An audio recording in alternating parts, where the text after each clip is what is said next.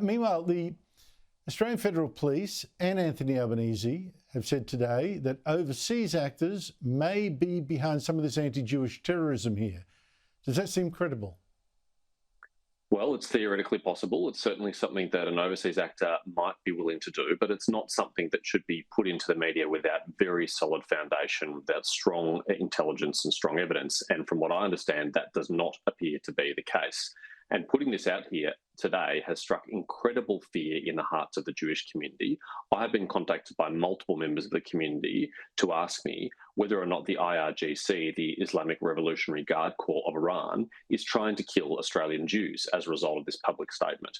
Now, I think that's irresponsible. I think that's dangerous that this speculation has been allowed to put out there. And the Prime Minister does need to be more upfront about what he knows, when he found out about it, and what he's doing about it to make sure that our community here in Australia is safe. Now, my guess, shall I call it that, is that they're probably looking at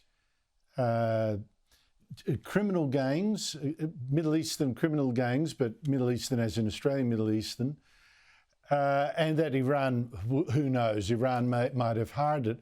In fact, Iran overseas has reportedly used criminal gangs already in Britain, France and Germany. If it's done that here as well, what does it mean? How should we react?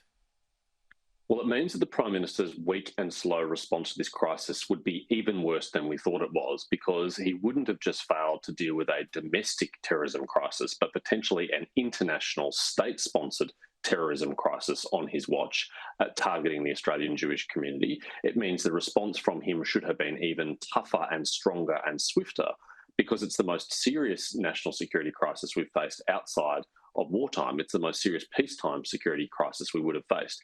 And does the government give you any sense that they're treating it with that level of seriousness, that they're putting that level of resources or energy behind this task?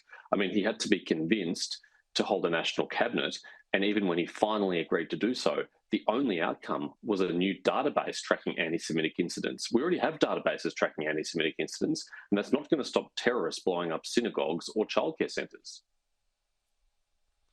I'm just wondering if he can, if it turns out, in fact, that it is true that some of the worst attacks have been caused by people overseas hiring maybe criminal gangs here, or just lowlifes to torch Jewish buildings or whatever. If that does prove the case, does that mean then that you can't keep blaming the worst attacks on Albanese's weak leadership? No, Andrew, because strong action and deterrence could help have prevented this in the first place, and could still help prevent further attacks like this happening as well. Because even if people are being paid to do this by foreign actors, they still fear the consequences of the law, and locking them away with strong mandatory minimum sentences would not only send a strong deterrent effect to those people, but would also help get them off the streets and remove the danger that they pose to the community. So I think it would be an even further and more serious indictment on the Prime Minister's weakness if this is in fact the case.